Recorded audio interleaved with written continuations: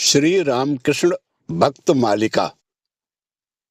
श्री रामकृष्ण देव के ईश्वर कोटि ब्रह्मज्ञ शिष्य योगीन महाराज का आद्योपांत जीवन परिचय। जय ठाकुर, जय मां। स्वामी योगानंद को छोटी आयु में ही ठाकुर के पुनीत दर्शन पाने का सौभाग्य हुआ था। आने के पहले दिन ही उन्हें देखकर और उनका परिचय पाकर ठाकुर अत्यंत आनंदित हुए थे और यह भी समझ गए थे कि उनके निकट धर्म लाभ करने के लिए आने वाले जिन लोगों को जगदम्बा ने उन्हें बहुत पहले दिखा दिया है, योगीन उनमें से एक है। और इतना ही नहीं, अपितु जिन 6 विशेष लोगों को उन्होंने जगन माता की कृपा से ईश्वर कोटि के रूप में जाना था, ये उनमें भी एक है। स्वामी जी कहा करते थे, हम लोगों में कोई यदि पूर्ण रूप से कामजित है तो वह है योगीन। स्वामी निरंजनानंद ने एक बार उनसे कहा था, योगीन, तुम हम लोगों के चूड़ामणि हो। स्पष्ट है कि ऐसी उच्च प्रशंसा के अधिकारी एक असाधारण महापुरुष ही होंगे। वस्तुतः सरल, महान, त्यागी, उत्कट तपस्वी, मातृभक्त और सुखदेव जैसे परम पवित्र योगानंद केवल रामकृष्ण संघ के ही क्यों, किसी भी काल के, किसी भी समाज के चूड़ामणि हैं। स्वामी योगानंद का पूर्व नाम योगेंद्र नाथ राय चौधरी था। उनका जन्म दक्षिणेश्वर के विख्यात सावर्ण चौधरी वंश में मार्च 1861 ईस्वी फाल्गुन कृष्णा चतुर्थी शनिवार को हुआ था।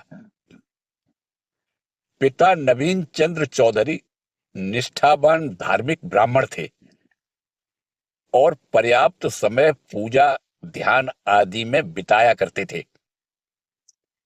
समृद्ध जमींदार वंश में जन्म लेने पर भी सांसारिक कार्यों में रुचि न लेने के कारण वे शीघ्र ही निर्धन हो गए।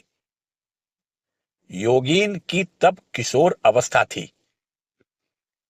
पिता यह आशा करते थे कि योगीन बड़ा होकर गृहस्थी की जिम्मेदारी संभालेगा और निर्धनता दूर करेगा, परंतु योगीन के चरित्र में वैसा कोई भी लक्षण देखने में नहीं आया, बल्कि उम्र बढ़ने के साथ ही धीरे धीरे उनकी जन्मजात भगवत प्राप्ति की आकांक्षा उनके हृदय पर पूर्ण अधिकार कर बैठी।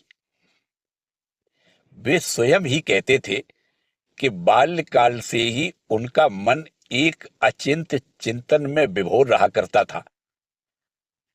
5 वर्ष के बालक की चपल क्रीड़ा के बीच भी अचानक अनंत की पुकार आकर उसे अनमना कर देती और वह उदास मन से आकाश की ओर निहारते हुए सोचने लगता, मैं यह कहां आ गया हूं? मैं तो यहां का आदमी नहीं हूं। उसे लगता कि वह उसी सुदूर नक्षत्र मंडल में ताराओं की माला पहने बैठा हुआ है और उसके खेल के साथी भी वहीं पर हैं, यहां नहीं। बीच बीच में उसका मन उसी देश को लौट जाने के लिए व्याकुल हो उठता। यथा समय बालक योगीन का उपनयन हुआ। अब पूजा, ध्यान आदि का अधिक अवसर पाकर उसके हृदय को थोड़ा संतोष हुआ और वह उसी में बहुत सा समय बिताने लगा। उन दिनों वह रामायण, महाभारत आदि ग्रंथों का पाठ भी किया करता था। इसके अतिरिक्त उसका मकान सर्वदा भागवत पाठ तथा कीर्तन आदि से मुखरित रहने के कारण उसके तथा परिवार के अन्य सभी के मन में सदा धर्म भाव जागृत रहता था। यथा समय पिता ने उन्हें अगरपाड़ा के मिशनरी विद्यालय में भर्ती कराया। उनका निवास स्थान दक्षिणेश्वर काली मंदिर के उद्यान के निकट होने के कारण वे अध्ययन में रत रहने पर भी प्रायः वहां घूमने जाया करते थे। विशेषकर उनके धर्म प्राण पिता पुष्प चयन तथा गंगा स्नान आदि के लिए प्रतिदिन रानी रासमणी के देवालय में जाया करते थे। इस प्रकार दक्षिणेश्वर मंदिर के साथ उनका बचपन से ही संबंध था। उन्होंने परमहंस देव का नाम सुन रखा था तथा उनके दर्शन के इच्छुक भी थे, परंतु स्वभाव सुलभ लज्जा उनका मार्ग रोके हुए थी। विशेषकर चर्चा करने वालों के मुख से सुनकर तब तक वे परमहंस देव के बारे में वैसी उच्च धारणा नहीं कर सके थे। इसी बीच केशव चंद्र सेन ने श्री रामकृष्ण देव को कलकत्ते के शिक्षित समाज के साथ परिचित करा दिया। केशव चंद्र के प्रबंध आदि पढ़कर योगीन श्री रामकृष्ण देव के दर्शन के लिए उत्सुक हुए, परंतु परिचय कौन कराए। इन्हीं दिनों एक बार काली मंदिर के उद्यान में भ्रमण करते हुए उन्हें एक फूल लेने की इच्छा हुई और सामने ही एक अत्यंत साधारण वेशभूषा के व्यक्ति को देख यह सोचकर कि वह अवश्य ही इस बगीचे का माली होगा, उन्होंने उसे फूल तोड़ देने को कहा। वह व्यक्ति प्रसन्नता पूर्वक उन्हें फूल देकर चला गया। इसके पश्चात एक दिन योगी ने देखा कि एक कमरे में बैठकर बहुत से सज्जन एकाग्र चित्त से उसी पूर्व दृष्ट माली की वाणी सुन रहे हैं और वक्ता लगातार तत्व ज्ञान की बातें कहे जा रहे हैं। यह देखकर वे एक ही साथ विस्मय तथा लज्जा से अभिभूत हो उठे। उन्हें समझते देर नहीं लगी कि दक्षिणेश्वर के लोग जिन्हें पागल बामन कहते हैं और केशव चंद्र जिनका परमहंस रामकृष्ण कहकर प्रचार करते हैं, वे ये ही हैं। स्वाभाविक रूप से ही उनके मन में प्रश्न उठा, यदि ये पागल हैं तो इतने लोग क्यों आते हैं। उत्सुकता जागी और यह जानने हेतु कि क्या प्रसंग चल रहा है, वे और भी आगे बढ़कर द्वार के पास खड़े हो गए। योगीन विस्मय पूर्वक काष्ठवत मौन बाहर खड़े थे। उसी समय ठाकुर ने एक व्यक्ति को आदेश दिया, जो लोग बाहर खड़े हैं उन्हें भीतर बुला लाओ। बाहर योगीन के अतिरिक्त और कोई नहीं था। बुलाए जाने पर वे भीतर आकर बैठ गए। सत प्रसंग समाप्त होने पर दूर से आए भक्त चले गए। तब श्री रामकृष्ण देव योगीन के पास आए और स्नेह पूर्वक उनका परिचय पूछा। परिचय पाकर वे आनंद पूर्वक बोले, तब तो तुम हमारे पहचान के ही घर के हो जी। उन दिनों मैं तुम्हारे घर कितना जाता था, भागवत पुराण आदि सुना करता था। तुम्हारे घर के बड़ों में से कोई कोई मेरा बहुत आदर आतिथ्य करते थे। फिर अवशिष्ट लोगों को योगीन का परिचय देते हुए कहा, ये लोग दक्षिणेश्वर के सावर्ण चौधरी हैं। उन दिनों इनके प्रताप से बाघ और गाय एक ही घाट पर पानी पीते थे। ये लोग लोगों की जात ले दे सकने की क्षमता रखते थे। सभी बड़े भक्तिमान भी थे। घर में कितना भागवत पुराण आदि हुआ करता था। जान पहचान हुई, अच्छा हुआ। यहां आया जाया करो। सदवंश में जन्म है।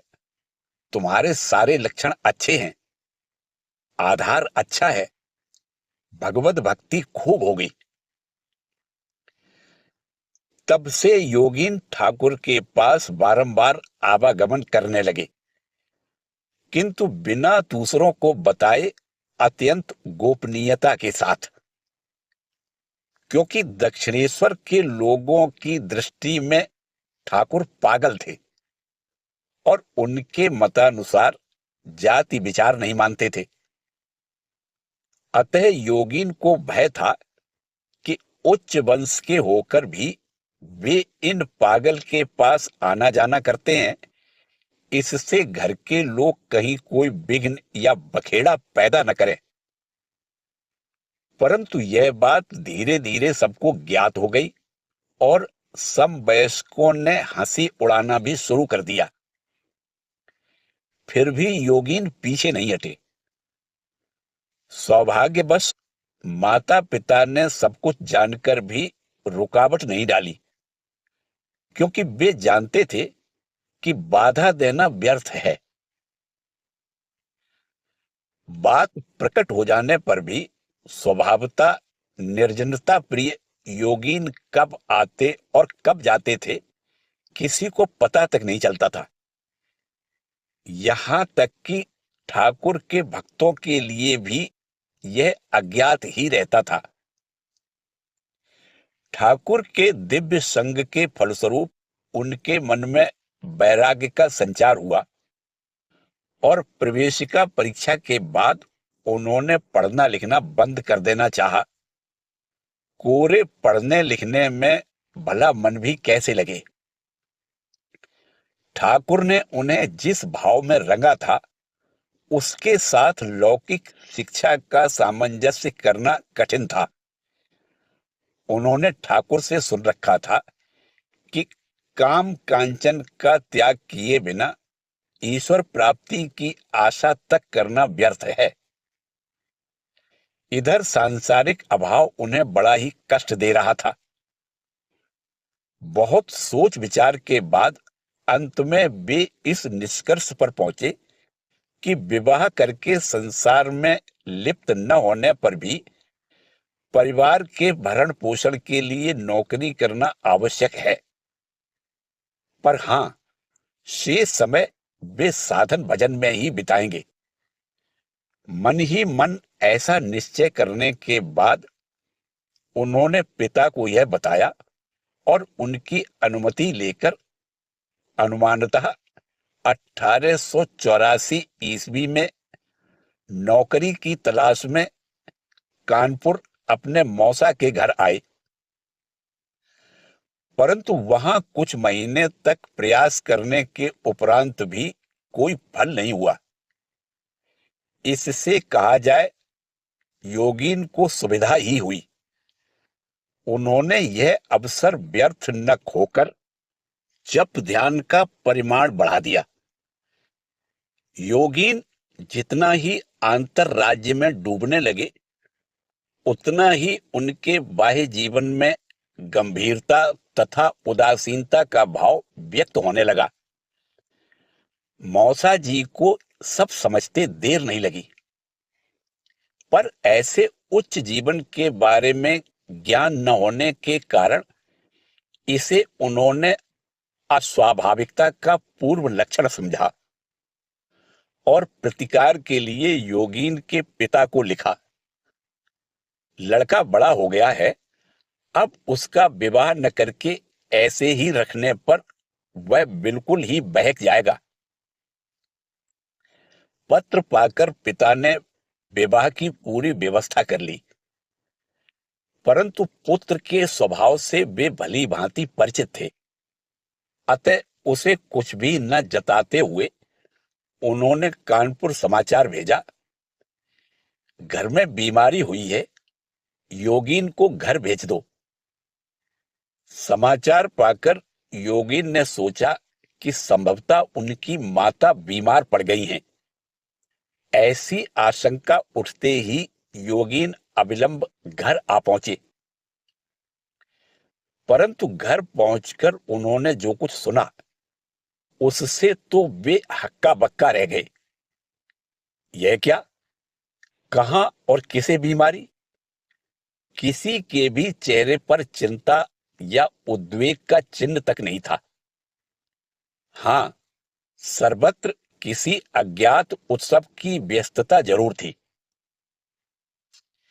किसी के कुछ न बताने पर भी उन्हें यह समझते देर नहीं लगी कि यह सब आयोजन उन्हीं के लिए है। उनका विवाह होने जा रहा है और अब सिर्फ 2 ही दिन बाकी रह गए हैं। योगीन के लिए यह कठिन परीक्षा की घड़ी थी। उन्होंने तो अविवाहित रहने का दृढ़ संकल्प किया था, परंतु विधि की यह कैसी विडंबना। जो भी हो, उन्होंने बहुत सोच विचार करके पिता से यह स्पष्ट कह दिया कि वे विवाह नहीं करेंगे। पर पिता भला क्यों सुनने लगे। पुत्र को कौशल्य से राजी कर लेने के भरोसे पर ही उन्होंने यह सारी व्यवस्था की थी। अब क्या उसी पुत्र की विचारहीनता या हठ के कारण उनका सारा प्रयास विफल होगा? कन्या पक्ष को वचन देने के बाद उसकी रक्षा कर पाने में असमर्थ होकर क्या वे समाज में अपनी नाक कटाएंगे? क्रोध और अभिमान से पिता का धैर्य छूटने लगा। वे कहने लगे कि मैं इस हठी योगीन का मुंह नहीं देखूंगा। घर के लोगों को संकट की भनक लगी। तब योगीन की माता पुत्र के दोनों हाथ पकड़कर रोती हुई बोली, बेटा, मेरे माथे की सौगंध, नहीं मत करो। अपने पिता की बात रखो। वे कन्या के पिता को वचन दे चुके हैं। तुम्हारे अस्वीकार करने पर उनका अत्यंत अपमान होगा। अपनी इच्छा न होने पर भी तुम मेरे लिए विवाह कर लो। यह कहती हुई मां आंसुओं की धारा बहाने लगी। कोमल हृदय मातृभक्त योगीन के लिए इस अनुरोध की उपेक्षा करना बड़ा ही कठिन हो गया। जननी के अश्रुधारा ने उनकी प्रतिज्ञा की नींव को शिथिल कर दिया और मां का यह करुण वाक्य कि तुम मेरे लिए विवाह कर लो बारंबार उनके कानों में प्रतिध्वनित होने के फलस्वरूप वह दीवार अचानक ढह पड़ी। मातृभक्ति की वेदी पर अपने संकल्प की बलि चढ़ाकर योगीन विवाह के लिए सहमत हुए। यथा समय नवपरिणीता वधू का गृह प्रवेश हुआ, परंतु योगीन का वैराग्य अटल था। पत्नी सहित बास गृह में प्रवेश करते समय उनके विषाद आच्छन्न हृदय को मथती हुई हरि बोल की अस्फुट ध्वनि उठने लगी। पता नहीं विवाह के द्वारा योगीन अपनी माता को प्रसन्न कर सके या नहीं, परंतु इस बात का उन्हें स्पष्ट बोध हो रहा था कि उनकी शांति दिन पर दिन चली जा रही है। धीरे धीरे उन्हें यह अधिकाधिक स्पष्ट रूप से प्रतीत होने लगा कि उनकी भविष्य की आशाएं, उदात्त विचार और उच्च आकांक्षाएं एक एक करके उनसे विदा ले रही हैं। उन्होंने प्रतिज्ञा भंग की है, विवाह किया है। अब उस मंदिर उद्यान के प्राण मन हरणकारी ठाकुर के पास कौन सा मुंह लेकर जाएंगे? उन्होंने सोचा, जो प्रतिज्ञा का पालन नहीं कर सकता, उस जैसा हीन और कौन होगा? क्या वे अब भी मुझसे स्नेह करेंगे? वे काम कांचन त्यागी हैं, और मुझे तो अब कामिनी कांचन के साथ ही गुजर बसर करना होगा। अब मेरा उनके पास जाने का क्या काम? इस प्रकार काफी सोच विचार के बाद उन्होंने ठहराया कि अब काली मंदिर नहीं जाएंगे। धीरे धीरे योगीन के विवाह का संवाद ठाकुर तक आ पहुंचा। वे उनसे मिलने के लिए बड़े व्यग्र हो उठे और विभिन्न लोगों द्वारा बारंबार उनके पास संदेश भेजने लगे। फिर भी योगी नहीं आए, और ना ही उन्होंने ठाकुर को कोई उत्तर भेजने की आवश्यकता समझी। दूसरा कोई चारा न देखकर अंत में एक दिन ठाकुर ने किसी परिचित व्यक्ति को बुलाकर कहा, अमुक का लड़का कैसा आदमी है? कानपुर जाने के पहले यहाँ का कुछ पैसा उसके पास था, उसका हिसाब भी नहीं देता, बुलाने पर आता भी नहीं। जाकर उससे कह तो देना। यह बात सुनकर योगीन के दिल को बड़ी चोट पहुंची।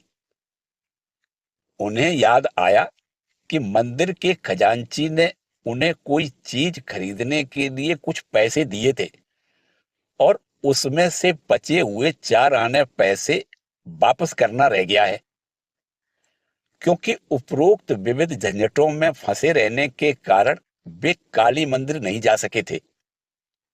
बाद में उन्होंने जब भविष्य में फिर कभी ठाकुर के पास न जाने का निश्चय किया, तो सोचा कि पैसे किसी दूसरे के हाथ भिजवा देंगे।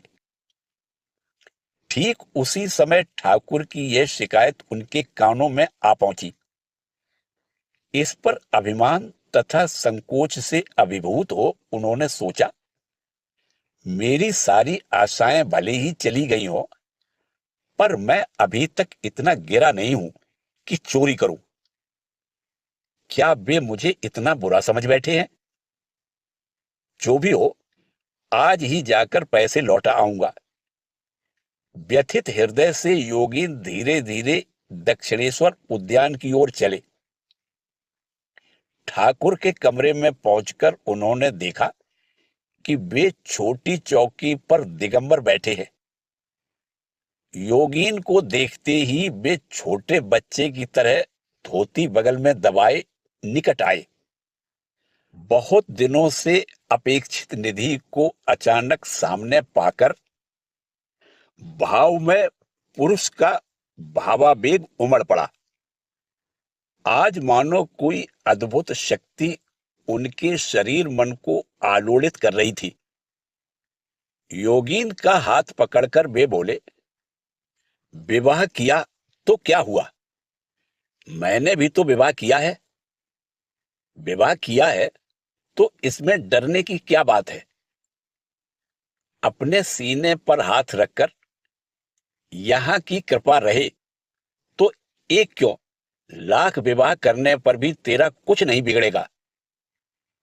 यदि तेरी संसार में रहने की इच्छा हो तो एक दिन अपनी पत्नी को यहां ले आना। उसको ऐसा कर दूंगा कि वह तेरे धर्म पथ में सहायक ही होगी, बाधा कभी नहीं होगी। और यदि संसार करने की इच्छा न हो तो बताना, मैं तेरी माया ममता सब खा डालूंगा। ठाकुर की बातें सुनकर योगीन मुग्ध रह गई। विवाह किया तो क्या हुआ? यह कैसी नवीन बात है? जो कुछ सुना वह स्वप्न है या सत्य? यहां की कृपा रहे तो एक क्यों, लाख विवाह करने पर भी तेरा कुछ नहीं बिगड़ेगा। दक्षिणेश्वर के इस पगले बामन ने यह परम आशा की वाणी सुनाकर उनके हृदय का भारी बोझ उतार दिया और चिरकाल के लिए उन्हें अपना बना लिया।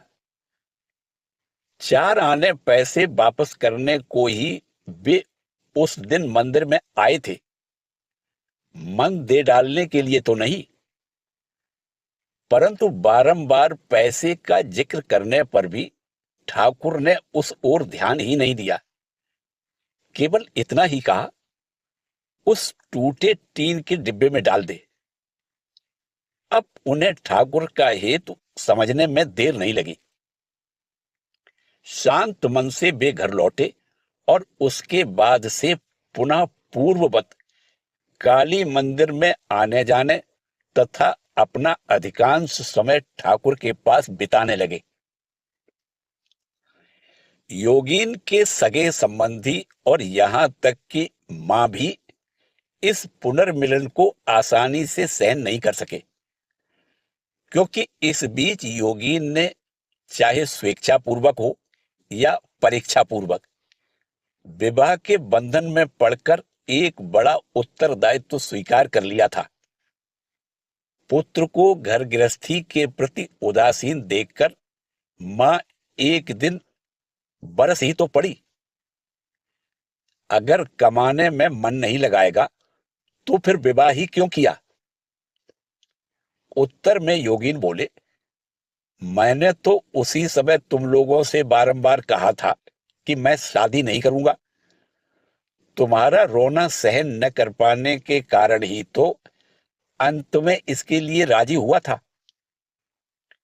इस पर क्रोधित होकर मां बोल उठी, यह भी कोई बात हुई? भीतर इच्छा न रहने पर भी तूने सिर्फ मेरे ही लिए विवाह किया है, यह भी क्या संभव है? मां की बात सुनकर योगीन मानो आकाश से गिर पड़े। बड़े ही व्यथित होकर वे सोचने लगे, हा भगवान, जिसका कष्ट न देख सकने के कारण तुम्हें छोड़ने को तैयार हुआ, उसी के मुंह से ऐसी बात। जाने दो, इस संसार में मन के साथ मुख का मेल ठाकुर के अतिरिक्त और किसी में नहीं है। कहावत है, जिसके लिए चोरी करूं वही कहे चोर। उनके सरल हृदय को बड़ा आघात पहुंचा। इसके बाद वैराग्य और भी तीव्र हो जाने के फलस्वरूप वे कभी कभी रात भी ठाकुर के पास बिताने लगे। ठाकुर अपने प्रत्येक शिष्य को उसी के भाव के अनुसार गढ़ लिया करते थे, किसी का भी भाव नष्ट नहीं करते थे। प्रारंभ में योगीन आहार आदि के बारे में इतने अधिक निष्ठावान थे कि दूसरे के घर का जल तक नहीं पीते थे। ठाकुर को यह बात भली भांति विदित थी।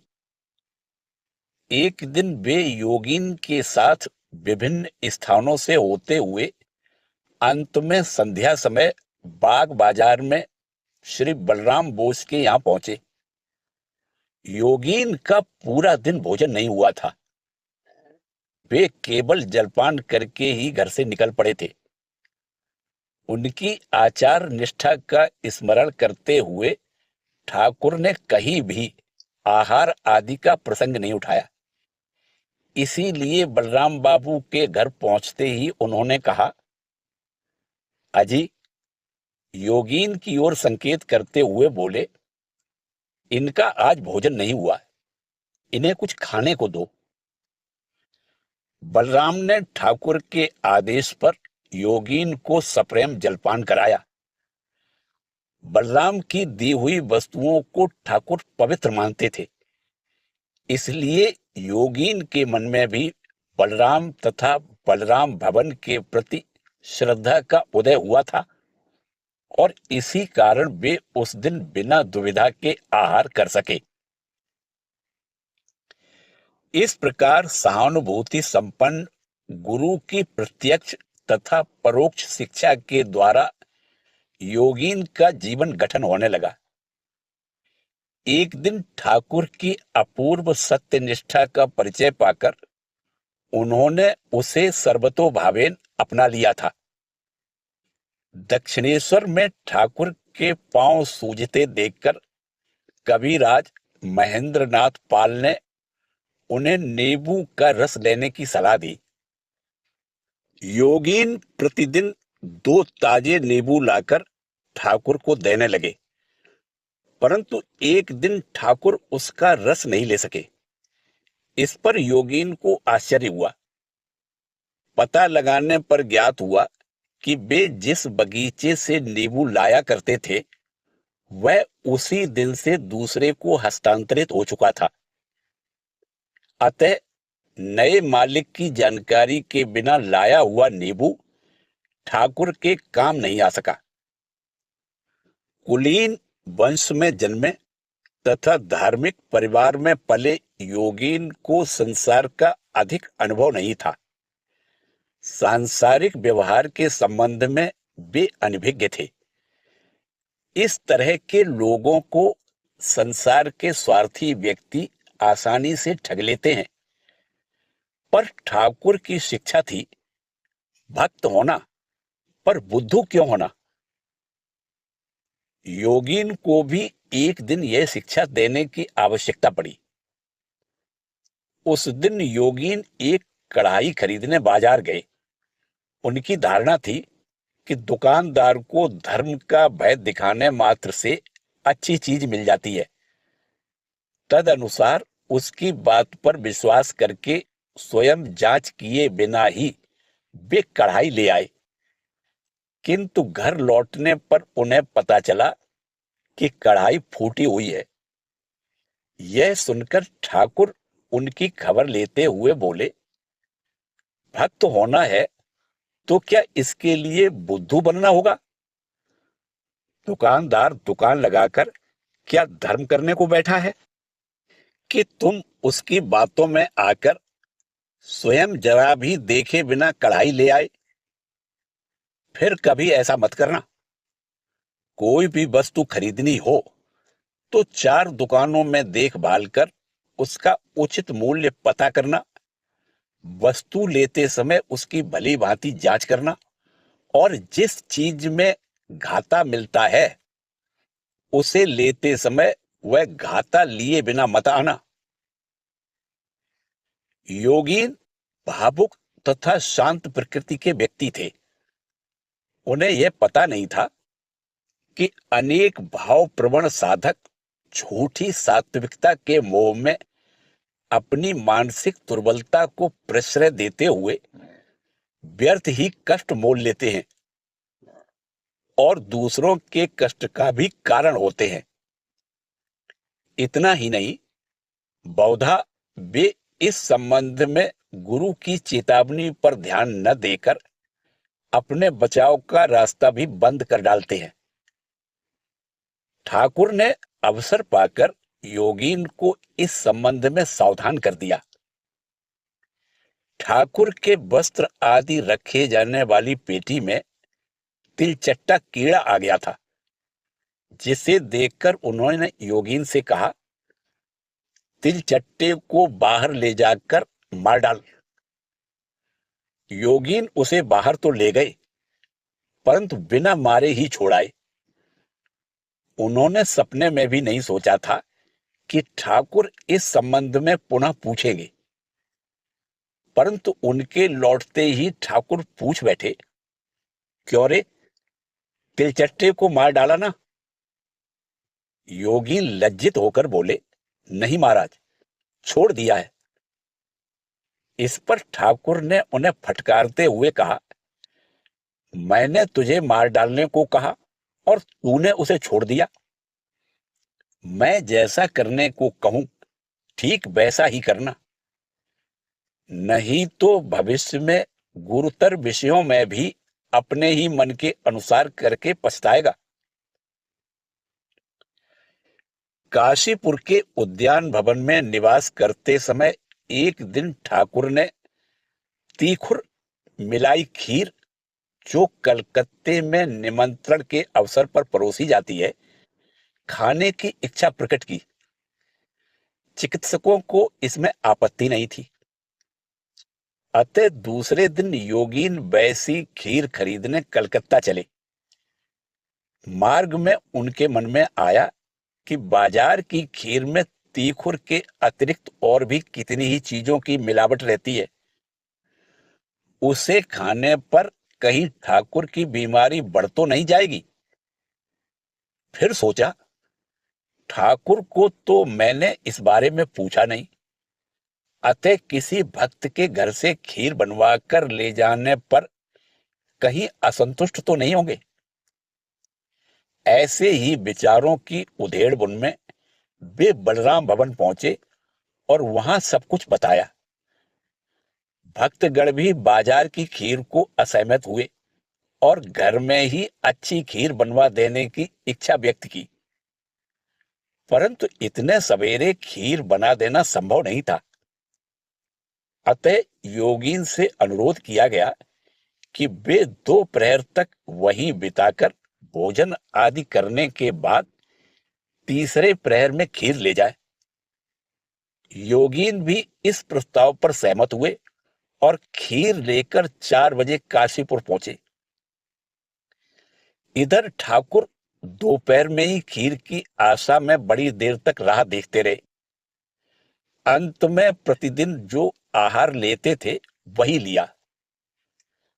बाद में योगीन के लौटने पर उनसे सब कुछ सुनकर वे बोले, तुझे बाजार से खरीद कर लाने को कहा था।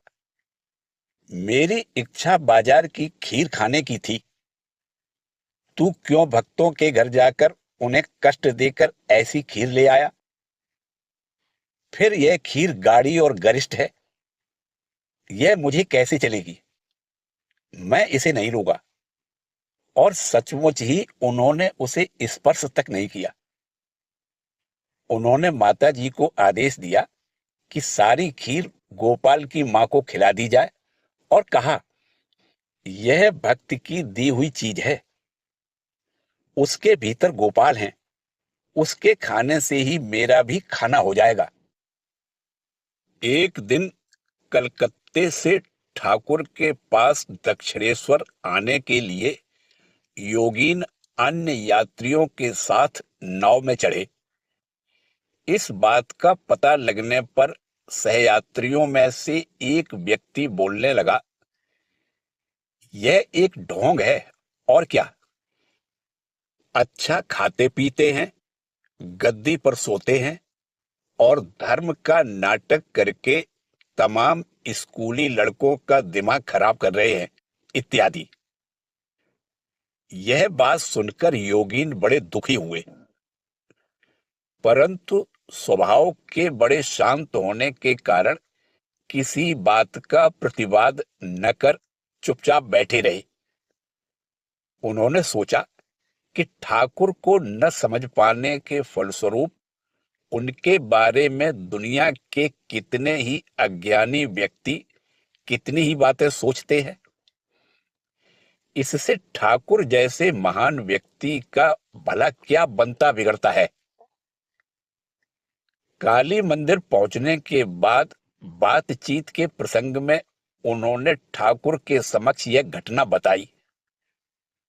उन्होंने सोचा था कि ठाकुर इन बातों पर कोई विशेष ध्यान नहीं देंगे, परंतु हुआ उल्टा ही। वे बोले, उसने अकारण मेरी निंदा की और तू चुपचाप सुनाया। शास्त्र में क्या लिखा है पता है?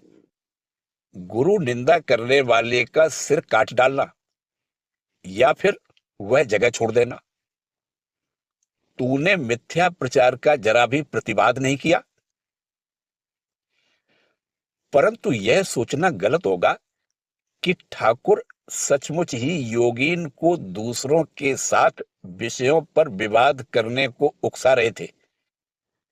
वे तो मात्र उसके मन की एक दुर्बलता की ओर ध्यानाकर्षण कर रहे थे। ऐसी ही एक अन्य परिस्थिति में ठाकुर का व्यवहार देखने पर यह बात स्पष्ट हो जाएगी। दक्षिणेश्वर की एक बदनाम स्त्री काली मंदिर के घाट पर स्नान करके लौटते समय रास्ते में ही दूर से ठाकुर को प्रणाम किया करती थी और कभी कभी 2-4 बातें भी करती थी। इस बात को लेकर गांव में चर्चा होने लगी। दुष्ट लोगों के मुख से कुछ बुरी बातें सुनकर योगीन दृढ़ता पूर्वक विरोध करते हुए बोले, ठाकुर पूर्णतया निर्मल है, चाहो तो जांच कर सकते हो। एक व्यक्ति ने ऐसा ही किया और बाद में मित्रों से कहा, तुम लोगों के चक्कर में पड़कर आज मुझे अपमानित होना पड़ा। वह कहती है, मैंने देह भले ही बेची है, पर इतनी नीच नहीं हूं कि उनके दिव्य चरित्र पर दोष मढ़ूंगी। तुम लोगों को मेरे देवता का अपमान करने का कोई अधिकार नहीं है, इत्यादि। योगीन से यह विवरण सुनकर ठाकुर बोले, कितने फालतू लोग कितनी ही बेतुकी बातें करते रहते हैं। तू उन सब पर ध्यान क्यों देता है? इस प्रकार अलग अलग परिस्थितियों में समान सी प्रतीत होने वाली घटनाओं में अलग अलग तथा परस्पर विरोधी विधान दिखाई देते हैं। अपनी जीवन नौका का पतवार ठाकुर के दिव्य हाथों में सौंप देने पर भी योगीन का एक ही दिन में उन पर पूरा विश्वास जम गया हो, ऐसी बात नहीं। सरल स्वभाव के युवक होने पर भी युग के प्रभाव से उनका मन संदेह मुक्त नहीं था। फलतः वे हर बात में ठाकुर की परीक्षा कर लिया करते थे। पर हां, प्रत्येक परीक्षा के पश्चात उनके आस्तिक मन में विश्वास दृढ़तर होता जाता था। नास्तिकों के समान धीरे धीरे गहनतर अंधकार में खो नहीं जाता था। यहां पर कुछ उदाहरण देना अप्रासंगिक नहीं होगा। दक्षिणेश्वर मंदिर के नियमानुसार प्रतिदिन पूजा के बाद प्रसाद का कुछ अंश ठाकुर के पास आया करता था। एक बार फलहारिणी काली पूजा के दूसरे दिन सवेरे लगभग 8-9 बजे ठाकुर ने देखा कि उनके कमरे में जो प्रसादी फल मूल आदि पहुंचाने की व्यवस्था है, सो अभी तक नहीं पहुंचा है। काली मंदिर के पुजारी अपने भतीजे रामलाल को बुलाकर कारण पूछा, तो वे भी कुछ नहीं बतला सके। उन्होंने कहा, सारा प्रसाद दफ्तर में खजांची के पास यथावत भेजा जा चुका है। वहां से सभी को जिसके लिए जैसा निर्दिष्ट है वितरित हो रहा है, परंतु यहां अर्थात ठाकुर के लिए अब तक क्यों नहीं आया, कह नहीं सकता। रामलाल दादा की बातें सुनकर ठाकुर कुछ व्यग्र तथा चिंतित से हो गए। दफ्तर से अभी तक प्रसाद क्यों नहीं आया, सभी से इस बात को पूछने तथा इसकी चर्चा करने लगे। इस प्रकार थोड़ी देर तक प्रतीक्षा करने के बाद भी जब उन्होंने देखा कि प्रसाद नहीं आया है, तो चप्पल पहनकर स्वयं ही खजांची के पास पहुंचे। कहा, क्यों जी? अपने कमरे की ओर संकेत करते हुए बोले, उस कमरे के लिए निर्धारित प्रसाद अब तक क्यों नहीं आया? भूल तो नहीं गए? इतने दिनों का पुराना बंदोबस्त है, अब भूल से बंद हो जाए, यह तो बड़ी अनुचित बात है। खजांची कुछ लज्जित से होकर बोले, अभी तक आपके यहां नहीं पहुंचा? बड़ी अनुचित बात है, मैं अभी भिजवा देता हूं। अल्प वयस्क होने पर भी योगी में वंश गौरव का भाव प्रबल था। वे काली मंदिर के खजांची आदि को शायद मनुष्य तक नहीं गिनते थे। अतः थोड़े से प्रसाद के लिए ठाकुर की इस तरह दौड़ धूप उन्हें अच्छी नहीं लगी। फिर जब उन्हें स्मरण आया कि ठाकुर तो पेट के मरीज हैं, ये सब चीजें कुछ खा भी नहीं सकेंगे, तो वे इस निर्णय पर पहुंचे, समझ गया चाहे ठाकुर हों या कोई कितने ही बड़े व्यक्ति, वंशगत स्वभाव अपनी ओर खींचता ही है। वंश परंपरा से चावल केले का सीधा बांधने वाले पुजारी ब्राह्मण के घर में जन्म हुआ है, सो थोड़ा बहुत तो वंश का गुण रहेगा ही। इसके सिवा और क्या।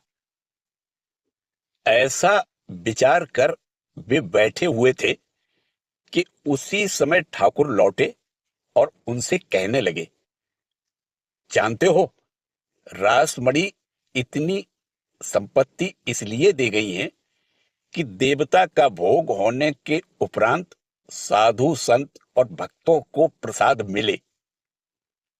यहां पर जो प्रसादी वस्तुएं आती हैं उन्हें भक्त लोग ही पाते हैं। ईश्वर को जानने के लिए जो लोग यहां आते हैं वे ही पाते हैं। इससे रासमणी ने जिस उद्देश्य से दिया है वह सफल होता है। परंतु बाद में वे लोग मंदिर के ब्राह्मण आदि जो सब ले जाते हैं उसका क्या वैसा ही उपयोग होता है? चावल बेचकर पैसे बना लेते हैं, फिर किसी किसी की रखेलियां हैं, वह सब कुछ ले जाकर उन्हें खिलाता है। यही सब होता है। रासमणी ने जिस उद्देश्य से दान किया है वह कुछ अंश तक तो सार्थक हो, इसीलिए मैं इतना झगड़ता हूं। इतनी सी घटना में इतना अर्थ। मुग्ध होकर योगीन महाराज सोचने लगे, ठाकुर को समझना कठिन है। दक्षिणेश्वर में एक बार और भी ठाकुर के उपदेश की उपयोगिता के बारे में योगीन के मन में भारी अविश्वास उत्पन्न हुआ, किंतु ठाकुर की कृपा से ही वह दूर भी हो गया। लीला प्रसंग की भाषा में वह घटना इस प्रकार है। स्वामी योगानंद की तरह इंद्रिय जित पुरुष बिरले ही देखने में आते हैं। उन्होंने दक्षिणेश्वर में ठाकुर से एक दिन वही प्रश्न किया था।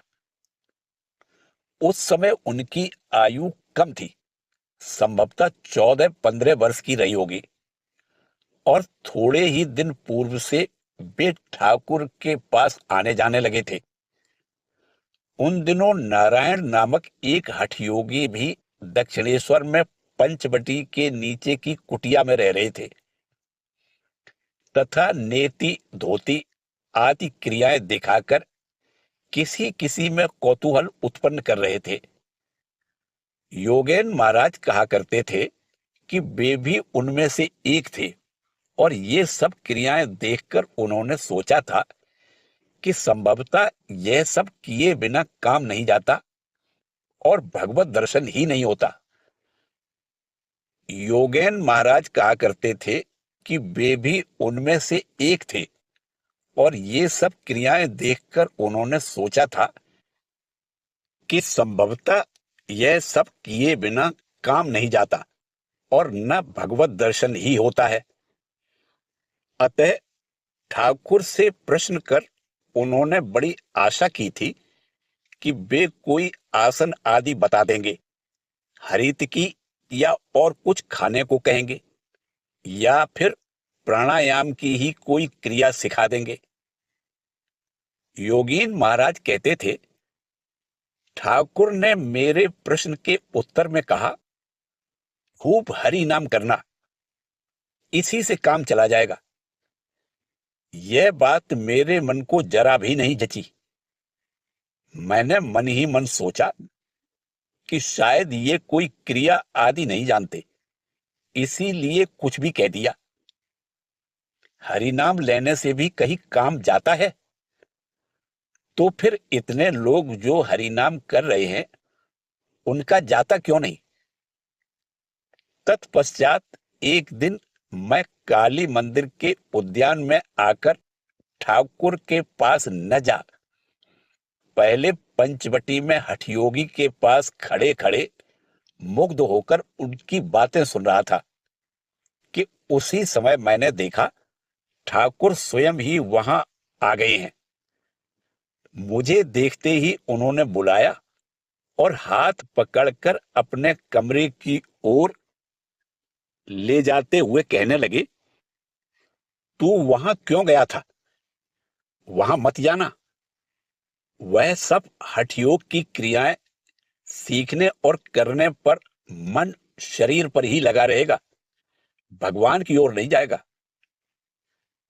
परंतु ठाकुर की बात सुनकर मैंने सोचा, कहीं मैं उनके पास आना बंद न कर दूं, इसीलिए यह सब कह रहे हैं।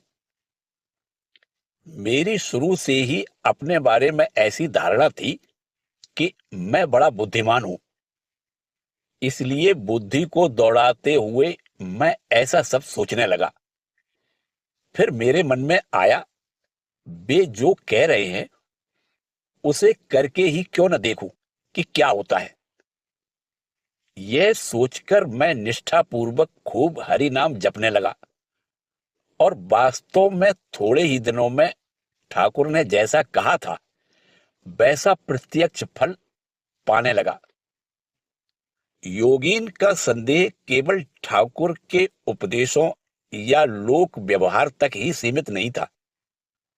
एक बार तो उन्हें उनके चरित्र पर भी संदेह हुआ था। उस दिन वे ठाकुर की अनुमति से काली मंदिर में ही रात को ठहरे थे। विविध प्रकार के ईश्वरीय प्रसंग में रात के करीब 10 बज गए। भोजन करके दोनों एक ही कमरे में सोए। आधी रात को अचानक नींद खुल जाने पर उन्होंने देखा कि ठाकुर कमरे में नहीं है, दरवाजा खुला पड़ा है। संभव है वे बाहर टहल रहे हों। यह सोचकर योगीन उनकी तलाश में बाहर आए। एक तो आधी रात का समय, फिर निर्जन स्थान। स्निग्ध चांदनी छिटककर चारों दिशाओं को आलोकित कर रही थी, फिर भी ठाकुर कहीं दिखाई नहीं पड़े। अब योगीन के मन में संदेह उत्पन्न हुआ, तो फिर क्या वे पत्नी के पास शयन करने गए हैं? तो क्या वे भी मन मुख से एक नहीं है? इस प्रसंग में उन्होंने बाद में कहा था, इस विचार के उठते ही मेरे मन में संदेह, भय आदि अनेक भावों ने एक साथ उदित होकर मुझे अभिभूत कर डाला। बाद में मैंने निश्चय किया कि भले ही यह घटना अत्यंत कठोर और रुचि विरुद्ध हो, पर सत्य का पता लगाना ही होगा। बाद में निकट के एक स्थान पर खड़ा होकर मैं नौबत खाने के द्वार की ओर टकटकी लगाए ताकता रहा। थोड़ी ही देर बाद पंचवटी की ओर से पादुका की ध्वनि सुनाई पड़ी और देखते ही देखते ठाकुर आकर सामने खड़े हो गए। मुझे देखकर वे बोले, क्यों रे, तू यहां क्यों खड़ा है? उन पर मिथ्या संदेह करने के कारण मैं लज्जा और भय से सहमकर सिर नीचा किए खड़ा रहा। उस प्रश्न का कोई उत्तर नहीं दे सका। ठाकुर मेरा चेहरा देखते ही सारी बात समझ गए और मेरा दोष न मानकर आश्वासन देते हुए बोले, ठीक है, ठीक है, साधु को दिन में देखना, रात में देखना, तभी विश्वास करना। ठाकुर परीक्षा में खरे उतरे और उस दिन उसी समय एक अलौकिक दृश्य देखने के फलस्वरूप योगीन के मन से भी संदेह का पर्दा सदैव के लिए उठ गया तथा उसके स्थान पर अटल श्रद्धा एवं तीव्र प्रेम का उदय हुआ। ठाकुर जब पंचवटी की ओर लौट रहे थे, तब योगीन की दृष्टि सहसा नौबत खाने के ऊपर की ओर गई। उन्होंने चंद्र प्रकाश में देखा माताजी समाधि मग्न बैठी हुई हैं। उस समय उन्हें ऐसी अनुभूति हुई कि मां साधारण मानवी नहीं है। संभवतः उसी दिन से योगीन सच्चे मातृभक्त हो गए और ठाकुर के देह त्याग के पश्चात इसी भक्ति से प्रेरित हो अपना अधिकांश जीवन मात्र सेवा में ही नियोजित किया। दक्षिणेश्वर के पश्चात हम योगीन को पुनः काशीपुर में देखते हैं। गुरुगत प्राण योगीन उस समय अपनी देह को भूलकर ठाकुर की सेवा में मगन थे, परंतु शरीर का भी तो अपना एक धर्म है, अतः वे शीघ्र ही बीमार पड़ गए। इस पर ठाकुर ने अत्यंत दुखपूर्वक कहा, सेवा में त्रुटि न हो इसलिए तुम लोग अपने स्वास्थ्य की ओर ध्यान नहीं दे रहे हो, पर तुम लोगों का स्वास्थ्य यदि बिगड़ जाए तो मेरी देखभाल कौन करेगा? बच्चों, तुम लोग इतनी देरी से खाना पीना मत करो। उसके बाद से ठाकुर किसी को भी असमय खाने नहीं देते थे।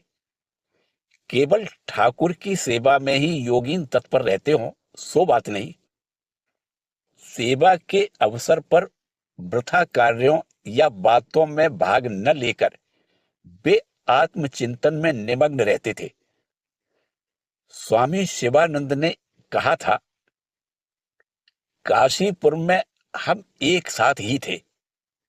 योगीन खूब ध्यान करता था।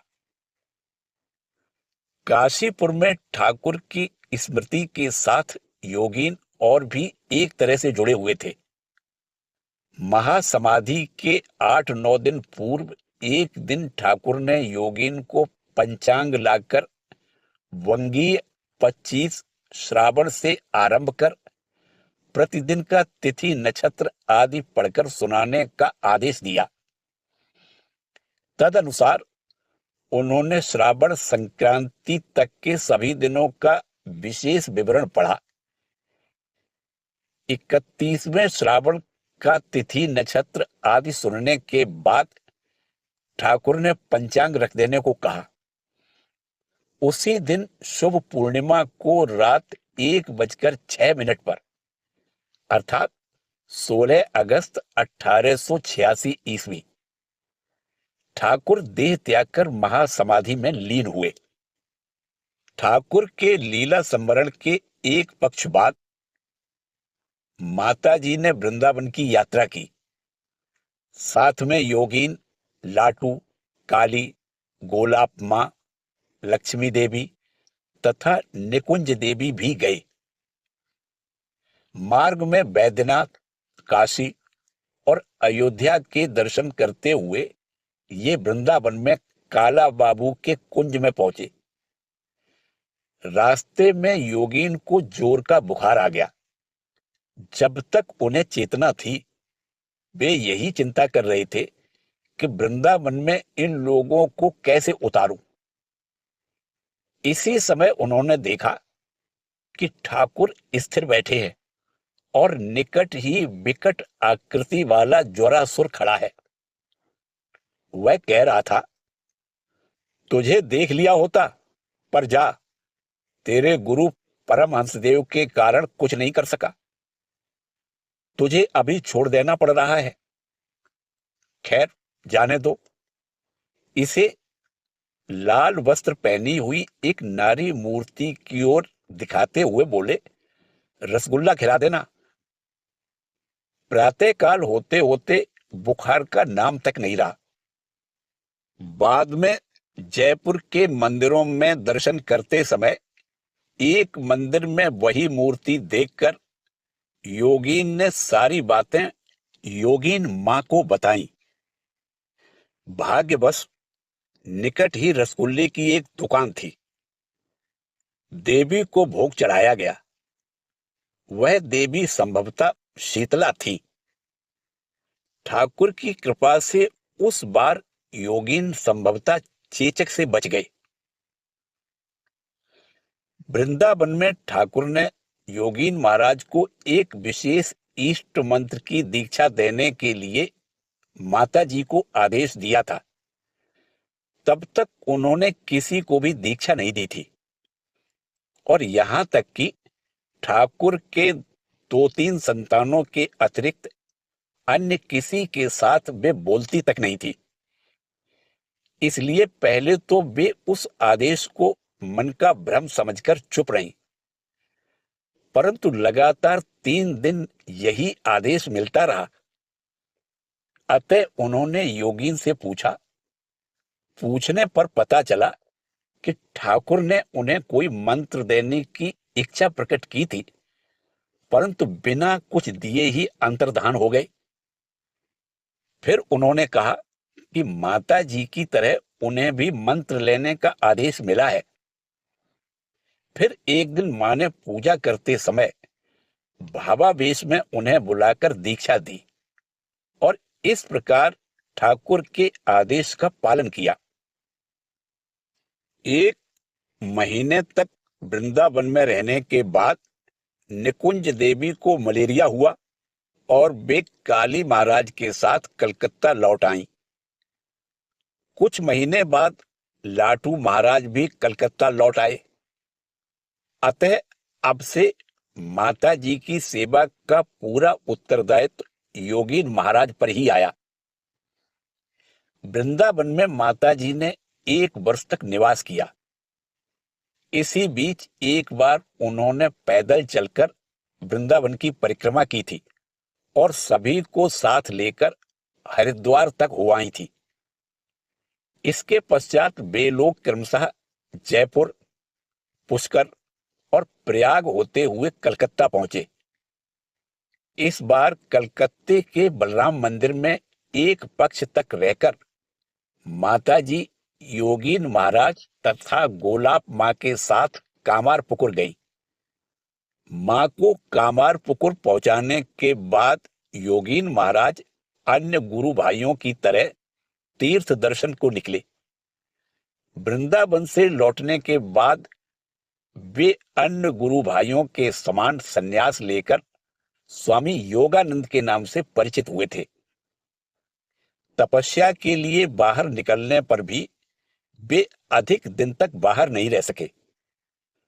1888 ईस्वी के मध्य में माता जी ने जब नीलांबर बाबू के उद्यान में आकर निवास किया तो उन्होंने वहां आकर उनकी सेवा का भार ग्रहण किया।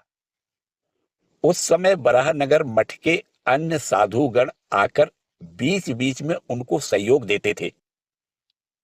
1888 ईस्वी अग्रहायण में स्वामी ब्रह्मानंद, योगानंद, शारदानंद, योगीन मां की माता गोलाप मां और लक्ष्मी देवी के साथ माता जी पुरी धाम को गई। तब तक रेलवे लाइन नहीं बनी थी, अतः सभी लोग कटक तक स्टीमर में गए और फिर वहां से बैलगाड़ी में पुरी धाम गए। माता जी योगानंद आदि के साथ पौष महीने जनवरी 1889 तक नीलांचल में रही। तत्पश्चात वे लोग कलकत्ते में बलराम मंदिर आए और 3-4 सप्ताह बाद आठपुर होते हुए कामारपुर के लिए रवाना हुए। आठपुर तक स्वामी विवेकानंद, योगानंद, प्रेमानंद, शारदानंद, अद्भुतानंद, अभेदानंद, मास्टर महाशय, बैकुंठनाथ सान्याल आदि अनेक लोग थे। इनमें से अधिकांश आठपुर से लौट आए। योगानंद, अभेदानंद आदि माता जी के साथ तारकेश्वर होते हुए कामारपुकुर पहुंचे। इस बार माता जी लगभग 1 वर्ष कामारपुकुर में रही। इस बीच स्वामी योगानंद पुनः तीर्थ भ्रमण को गए। बैद्यनाथ, गयाधाम, प्रयाग, चित्रकूट, ओंकारनाथ आदि दर्शन करने के पश्चात वे प्रयाग आकर चेचक से पीड़ित हुए। संवाद पाकर स्वामी जी तथा कुछ अन्य गुरु भाई उनके पास दौड़ आए। सौभाग्यवश बीमारी बढ़ी नहीं। उन्हें छोटी माता निकली थी और वे थोड़े ही दिनों में स्वस्थ हो गए। आरोग्य लाभ के पश्चात भी कुछ दिनों तक योगीन महाराज प्रयाग में ही रहे। 1890 ईस्वी के प्रारंभ में वे कलकत्ता लौट आए और भिन्न भिन्न स्थानों पर विभिन्न प्रकार से माता जी की सेवा में आत्मनियोग किया। जहां तक हमें पता है, योगानंद जी जयराम बाटी और कामार पुकुर में अधिक समय रहते हुए मां की सेवा नहीं कर पाए। फिर भी मां के कलकत्ता तथा बेलूड़ आदि स्थानों में निवास करते समय अथवा तीर्थ यात्रा के समय वे छाया के समान उनके पीछे पीछे रहते हुए उनकी सेवा में नियुक्त रहते थे। अब माता जी के विविध स्थानों में निवास आदि के बारे में यथासंभव एक काल क्रमानुसार विवरण दिया जा रहा है। इससे योगानंद महाराज के अज्ञात जीवन पर पर्याप्त प्रकाश पड़ेगा।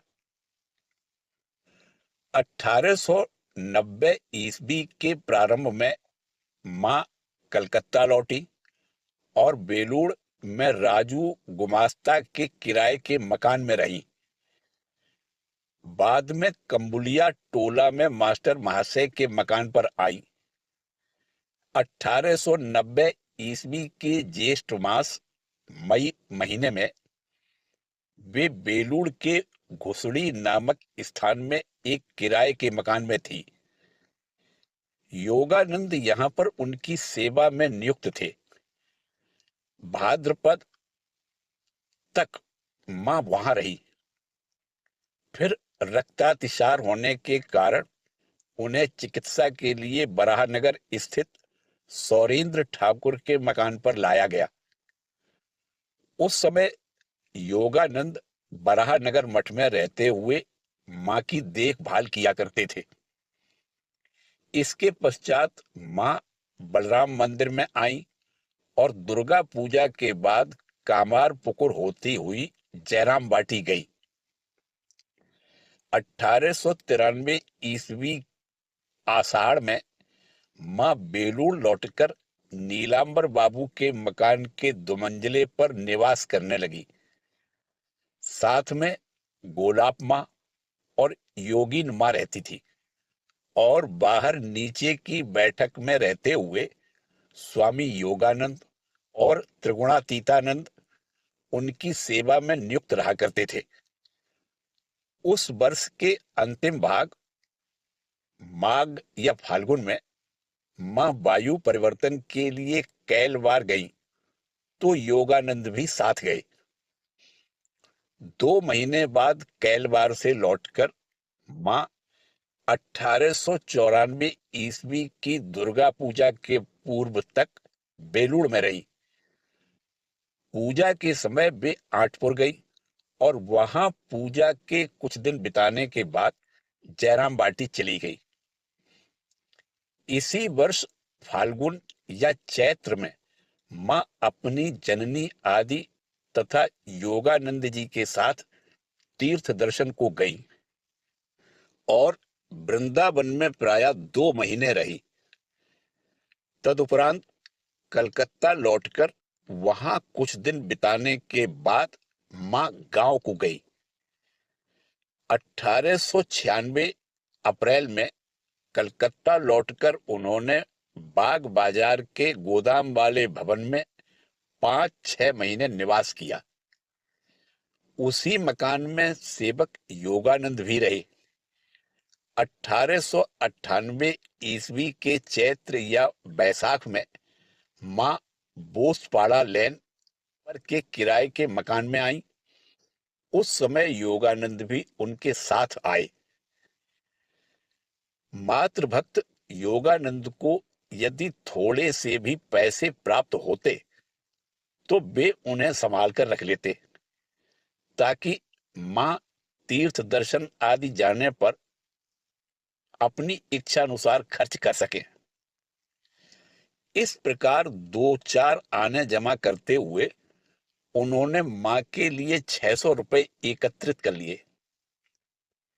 जगत धात्री पूजा के समय बर्तनों की सफाई में सहायतार्थ मां प्रतिवर्ष जयराम बाटी जाया करती थी।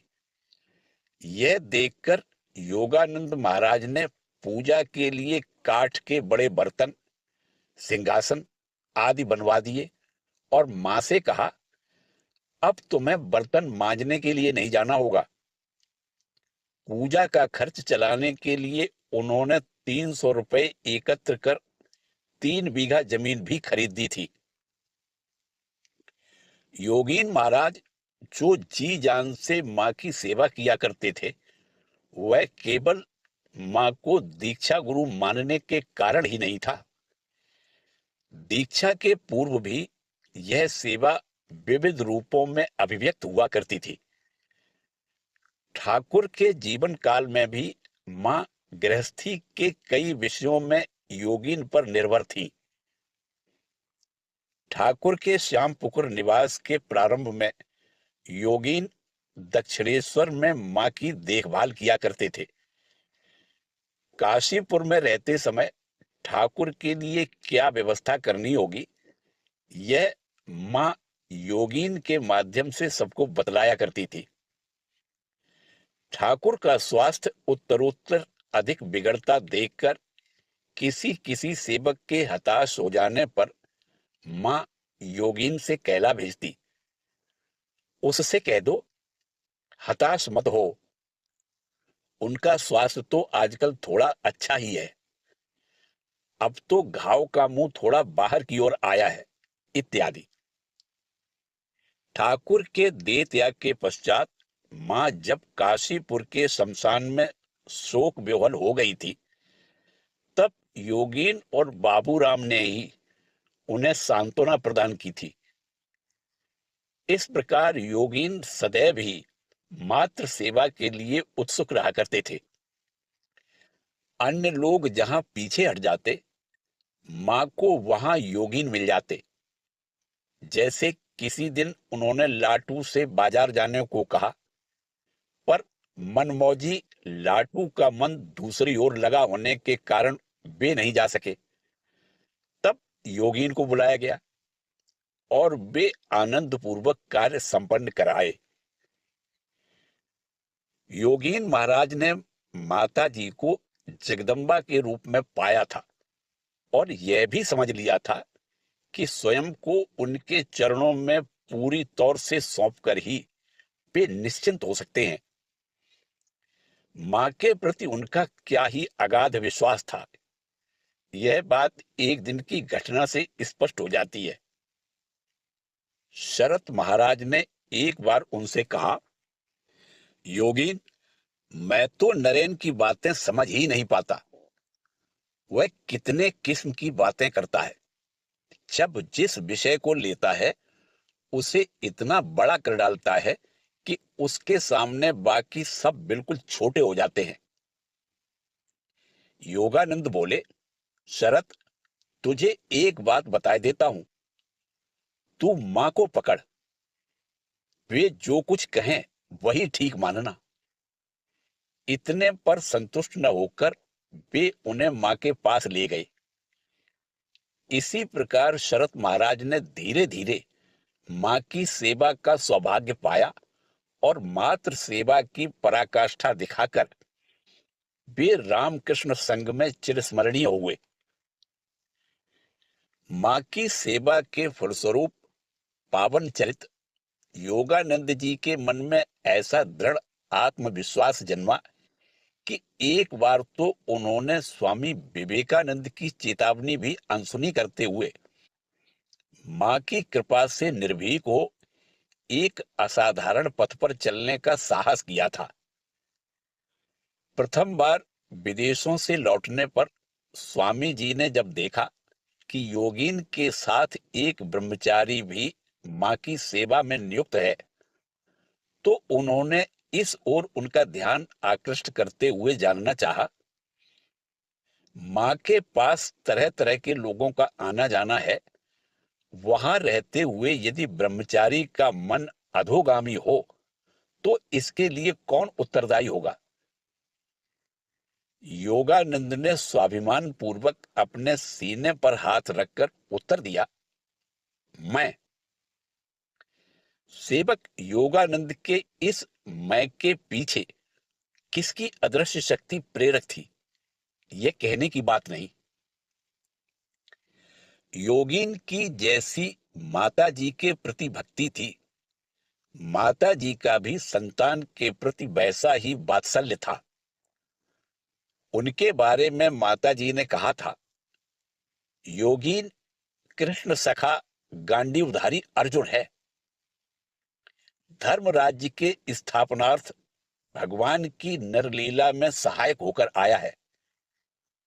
अपने प्रेम पात्र योगीन की स्मृति भी मां के लिए एक स्नेह की वस्तु थी। योगानंद ने मां के लिए एक रजाई बनवा दी थी। उपयोग करने लायक न रह जाने पर एक दिन मां ने एक भक्त को उसकी रोई धुनवाकर तथा नया गिलाफ लगवाकर ले आने के लिए कहा, पर थोड़ी देर बाद बोली, रहने दो, रजाई को ले जाने की जरूरत नहीं। यह रजाई योगीन ने दी थी। इसे देखते ही योगीन की याद आती है। योगानंद के देह त्याग के बाद एक बार मां ने कहा था, योगीन जैसा मुझे कोई भी नहीं चाहता था। फिर भी ये कहा था, मेरा भार क्या हर कोई ले सकता है? योगीन ले सकता था और शरत ले सकता है। स्वामी योगानंद के मठ जीवन का वृतांत उनके जीवन की अन्य घटनाओं के ही समान प्रायः अज्ञात है। अतः काल क्रम के अनुसार उन घटनाओं को संबद्ध करने का व्यर्थ प्रयास न कर हम उनके आधार पर उनके व्यक्तित्व के विशेष पक्षों को प्रस्फुटित करने का प्रयास करेंगे। योगीन महाराज लंबे और दुबले शरीर के थे। उनके नेत्रों के बारे में स्वामी विवेकानंद कहते थे, मानो जगन्नाथ की आंखें। दक्षिणेश्वर और काशीपुर में वे इतना अधिक ध्यान करते थे कि उनके नेत्र लाल रहा करते थे। इसीलिए ठाकुर कहते थे, अर्जुन के नेत्रों के समान नेत्र। मठ जीवन में उनके ये अर्जुन नेत्र सभी का ध्यान आकर्षित करते थे। एक प्रत्यक्ष दृष्टा की लेखनी ने उनका उस समय का चित्र इस प्रकार अंकित किया है। एक दिन उन्होंने इन लंबे कृशकाय तथा अपूर्व नेत्रों वाले सन्यासी को बराहनगर मठ की ओर जाते देखा। सन्यासी के पांव नंगे थे। कपड़े के नाम पर शरीर पर केवल एक धोती तथा मस्तक मुंडित था। उनकी पीठ पर एक थैली में सब्जियां थी तथा दाहिने हाथ में एक हंडी। ठाकुर सेवा के लिए इन चीजों को लेकर कड़ी धूप में चले जा रहे थे, फिर भी प्रसन्न प्रशांत बदन। कौन कहेगा कि ये सावर्ण चौधरी वंश के हैं? दूसरा चित्र बलराम मंदिर का है। मठ आलम बाजार को स्थानांतरित हो चुका था, पर मठ जीवन का कष्ट, धनाभाव तथा अनिश्चितता तब भी दूर नहीं हुई थी। ऐसी निराशा के दिनों में भी स्वामी योगानंद के कंठ से एक बड़ी आशापूर्ण वाणी निकली थी। उस दिन बलराम मंदिर के बरामदे में टहलते हुए उन्होंने अपने साथी से कहा था, ईसा मसीह के समय कुछ त्यागियों ने निकलकर जगत में उथल पुथल मचा दी थी। इस युग में पुनः एक बार कुछ त्यागी निकलकर जगत में उथल पुथल मचा देंगे। ठाकुर की वाणी में कितना विश्वास होने पर उस सुदूर अतीत के घोर अंधकार में भी आशा का एक आलोक प्रकट हो सकता है। आप लोग क्या एक बार इस पर विचार करेंगे? स्वामी शिवानंद के मतानुसार योगीन महाराज अच्छे विनोद प्रिय थे। आलम बाजार निवास काल में एक दिन भिक्षा से लौटकर उन्होंने नाट्यपूर्ण हाव भाव के साथ अपना अनुभव सुनाकर मठवासियों को आमोदित किया। उन्होंने कहा था, उस औरत के भला है ही क्या, एक घास फूस की झोपड़ी, दो फटी गुदड़ियां और एक तांबे का लोटा। हाँ रे, कहती थी कि मैं उसके घर चोरी करने गया हूं। कहना न होगा कि सन्यासी योगानंद उन दिनों मान अपमान से परे सहज आनंद के सागर में उतर रहे थे। निर्जनता उन्हें विशेष पसंद थी। कुछ गीता, उपनिषद आदि के अतिरिक्त उन्होंने अधिक शास्त्र नहीं पढ़े थे, परंतु स्वेच्छा पूर्वक तपस्या उन्होंने खूब की थी। 1891 ईस्वी में उन्होंने स्वामी निरंजनानंद के साथ प्रयाग में तपस्या की थी। तत्पश्चात फरवरी में वे काशी गए और सीताराम के छत्र के सम्मुख रहते हुए गहन साधन भजन एवं तप में डूब गए। उन दिनों बारंबार भिक्षा मांगने में समय न गंवा वे एक ही बार में प्राप्त रोटियां रख दिया करते थे और उसी में से थोड़ा थोड़ा पानी में भिगोकर 3 दिन तक लिया करते थे। संभवतः इस प्रकार की कठोरता के फलस्वरूप ही बाद में उन्हें भीषण उदर रोग हो गया और वही उनके देह त्याग का कारण बना। जो भी हो, काशी के लोग शांत प्रकृति योगानंद पर श्रद्धा रखते थे। इसीलिए काशी में उस वर्ष सांप्रदायिक दंगा होने पर भी वे स्वाभाविक रूप से सब ओर भ्रमण कर सके। उन्हें किसी ने स्पर्श तक नहीं किया। कठोरता के कारण उत्पन्न अजीर्ण रोग से वे मई महीने में बराहनगर मठ लौट आए। अगस्त में वे पुनः वाराणसी होते हुए प्रयाग गए। 1892 ईस्वी में वे आलम बाजार मठ को लौट आए और वहां कुछ महीने तक निवास किया। इस प्रकार अंतर्मुख रहने पर भी योगानंद संसार के दुख कष्टों के बारे में उदासीन नहीं थे। उनके गांव के एक व्यक्ति का रेल दुर्घटना में देहांत हो गया। उसका परिवार असहाय हो गया। इस घटना से उनके मन को अत्यंत दुख हुआ और उन्होंने उन लोगों के लिए कुछ धन की व्यवस्था करा दी। वचनामृत के ग्रंथाकार में प्रकाशित होने में योगानंद का कुछ हाथ था। मास्टर महाशय उस समय छोटी सी पुस्तिका के रूप में वचनामृत का प्रकाशन कराना चाहते थे। योगानंद की इच्छा थी कि वह बड़े ग्रंथ के रूप में निकले, इसलिए उन्होंने माताजी से कहकर सब ठीक कर लिया। बाद में जब मास्टर महाशय मां को प्रणाम करने आए तो मां ने उन्हें उसे बड़े आकार में छपवाने का आदेश दिया।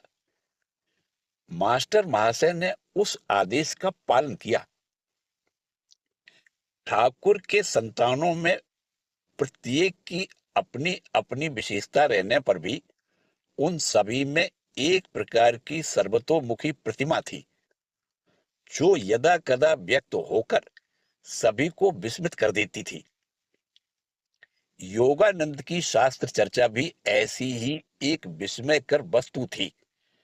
माताजी जब बोसपाड़ा के मकान में रहती थी, तब योगानंद गिरीश बाबू के मकान पर भक्तों को साथ लेकर नियमित रूप से शास्त्र पाठ आदि किया करते थे। इसके अतिरिक्त स्वामी जी द्वारा रामकृष्ण मिशन की स्थापना किए जाने पर वे प्रायः विविध चर्चाओं में भाग लिया करते और अध्यक्षता भी करते थे। स्वामी जी के साथ उनका संबंध बड़ा ही घनिष्ठ तथा स्नेहपूर्ण था। इनका पारस्परिक स्वच्छंद व्यवहार तथा सहज वार्तालाप देखकर अपरिचित लोग इनके हृदय का भाव कुछ भी नहीं समझ पाते थे। कई बार तो वे यही सोचते थे कि इनके बीच संभवतः कुछ मनमुटाव ही चल रहा है। स्वामी जी के अमेरिका से लौट आने पर इस अभिनय ने कई लोगों का ध्यान आकर्षित किया था, परंतु शीघ्र ही सबने इसका मर्म समझ लिया और उन्हें इन प्रेम पूर्ण द्वंद्वों में आनंद ही आने लगा। इस प्रकार एक दिन बलराम बाबू के मकान पर स्वामी जी के साथ उनका तर्क आरंभ हुआ।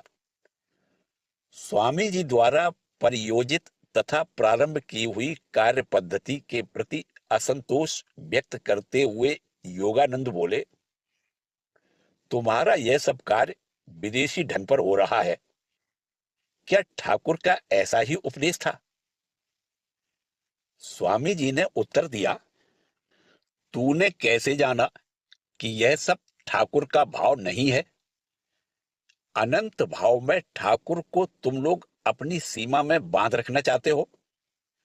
मैं यह सीमा तोड़कर उनके भाव सारी पृथ्वी पर बिखेर दूंगा। वे और भी कहने लगे, सेवा ही इस युग की साधना होगी, क्योंकि प्राचीन मत के अनुसार ठीक ठीक साधना करने में समर्थ व्यक्ति अत्यंत दुर्लभ है।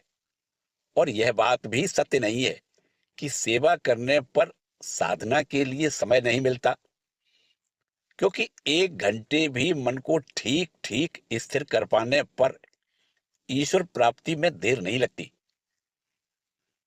उस दिन का यह विवाद अधिक देर तक नहीं चला, क्योंकि स्वामी जी को कार्यवश बाहर जाना पड़ा, परंतु योगानंद का मत अपरिवर्तित रह जाने के कारण 2 वर्ष बाद यह मतभेद एक अन्य घटना के माध्यम से पुनः व्यक्त हुआ। उस दिन महर्षि देवेंद्रनाथ ठाकुर के पास से भी प्रियनाथ शास्त्री आए और स्वामी जी की विचारधारा, कार्यप्रणाली तथा अन्य विषयों पर विचार विमर्श करने लगे। वार्तालाप के अंत में शास्त्री जी ने कहा, हम सभी विषयों में आपके साथ सहमत हैं, केवल आपके इस अवतारवाद में हम लोग आपका समर्थन नहीं कर सकते। स्वामी जी ने कहा, मैं तो अवतार कहकर ठाकुर का प्रचार नहीं करता। उसी समय देखा गया कि योगानंद के नेत्र आरक्त हो उठे। नरेन यह क्या कहता है? शास्त्री जी के जाते ही उन्होंने इस विषय पर घोर आपत्ति प्रकट की और गुरु भाइयों में से किसी किसी ने उनका समर्थन भी किया। उनका कहना था कि ठाकुर के कारण ही स्वामी जी बड़े हुए हैं, अतः उनके अवतारत्व के बारे में संदेह व्यक्त करना अकृतज्ञता का द्योतक है। इस पर स्वामी जी हंसते हुए बोले, मैं यदि प्रचार न करता तो तुम्हारे ठाकुर को कौन पहचानता? योगानंद भी दबने वाले नहीं थे। कहा, वे न होते तो तुम बहुत हुआ तो WC बनर्जी जैसे कोई बड़े बैरिस्टर हो जाते। धीरे धीरे चर्चा अधिकाधिक गंभीर होती गई। परिणामतः स्वामी जी का हृदय आवेग से इतना पूर्ण हो गया कि वे आंसू नहीं रोक सके एवं दूसरे कमरे में जाकर ध्यान मग्न हो गए। कहना न होगा कि उस चर्चा का वही अंत हो गया। उस समय से गुरु भ्रातागण सदा सावधान रहा करते थे कि कहीं भाव का उच्छ्वास स्वामी जी के दुर्बल शरीर पर दुष्प्रभाव न डाले। योगानंद भी इस बारे में सावधान थे। अतः उस घटना की अचानक ऐसी अप्रत्याशित परिणति देखकर वे भी बड़े दुखी हुए और उन्होंने अपना यह दुख दूसरों के सम्मुख व्यक्त भी किया। इस प्रकार कभी कभी वार्तालाप के प्रसंग में मतभेद व्यक्त होने पर भी गुरु भाइयों के बीच प्रीति की ऐसी मिलन भूमि थी जहां सारी समस्याओं का समाधान स्वतः ही हो जाया करता था। अतः इस घटना के बाद एक दिन जब स्वामी जी ने योगीन महाराज से कहा, देख योगीन, तुम लोग क्या मुझे कार्य नहीं करने दोगे? तुम लोग अवतार क्या कहते हो? अवतार तो छोटी बात है, ठाकुर तो वेद मूर्ति हैं। मैं उन्हीं के आदेश से कार्य क्षेत्र में उतरा हूं। तो योगानंद अविलंब बोल उठे, हम लोग तो सदैव से ही तुम्हारी बात मानते आए हैं, तो भी न जाने बीच बीच में कैसा संशय आ जाता है। ठाकुर को अन्य रूप में देखा है ना? इतने पर से ही दोनों के मनोगत भाव तथा पारस्परिक प्रेम का यथार्थ परिचय नहीं हुआ। स्वामी योगानंद सचमुच ही स्वामी विवेकानंद द्वारा प्रचारित सेवा धर्म के विरोधी नहीं थे। यदि विरोधी होते तो वे रामकृष्ण मिशन की स्थापना होने पर उसके प्रथम उपाध्यक्ष क्यों बनते तथा मिशन के बहुत से अधिवेशनों का सभापतित्व करते हुए स्वामी जी द्वारा प्रवर्तित कार्य में सहायक क्यों होते? साथ ही स्वामी जी के ठाकुर के प्रति प्रगाढ़ भक्ति विश्वास के बारे में भी वास्तव में उनके मन में कोई संदेह नहीं था। इसीलिए उपरोक्त पहले दिन के विवाद के बाद ही वहां उपस्थित एक व्यक्ति ने कहा था, आहा, नरेन के विश्वास की बात सुनी? कहता है ठाकुर के कृपा कटाक्ष से लाखों विवेकानंद तैयार हो सकते हैं। कैसी गुरु भक्ति है! उस भक्ति का 100वां भाग भी यदि हम लोगों में होता तो धन्य हो जाते। उन्होंने और भी कहा था, नरेन नर ऋषि का अवतार है। नरेन में ऋषियों का वेद ज्ञान, शंकर का त्याग, बुद्ध का हृदय और सुखदेव का माया राहित एवं ब्रह्म ज्ञान की पूर्ण अभिव्यक्ति एक ही साथ विद्यमान है। स्वामी जी जानते थे कि ये सारी घटनाएं बहुत ही ऊपर ऊपर की हैं। उनकी विचारधाराओं में भेद होने के उपरांत भी ठाकुर ने अपना कार्य संपन्न करने के लिए उन्हें प्रीति के जिस धागे में पिरोया है, उसे इन घटनाओं से कोई क्षति नहीं पहुंच सकती। व्यवहार में भी हम देखते हैं कि योगानंद को रामकृष्ण मिशन का उपाध्यक्ष मात्र बनाकर वे संतुष्ट नहीं हुए, वरन वे कई मामलों में उन्हीं की विचार बुद्धि पर पूर्णतया निर्भर रहते थे। बेलूड़ मठ के लिए चुने गए भूखंड को खरीदने के पूर्व स्वामी जी ने उस पर अंतिम निर्णय लेने के लिए योगानंद को ही उसे देखने भेजा था।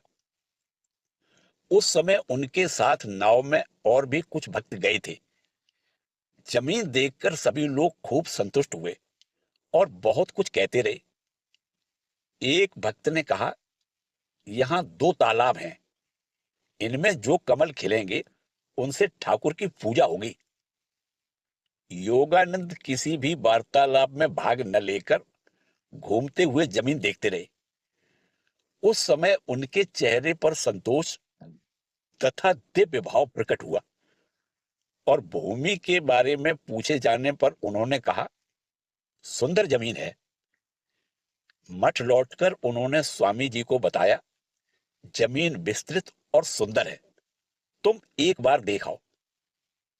परंतु स्वामी जी ने उन्हीं की बात पर निर्णय ले लिया, स्वयं देखने नहीं गए। 1897 ईस्वी में स्वामी जी के अमेरिका से लौटने पर योगानंद ने ही अग्रणी होकर उनके स्वागत की व्यवस्था की थी।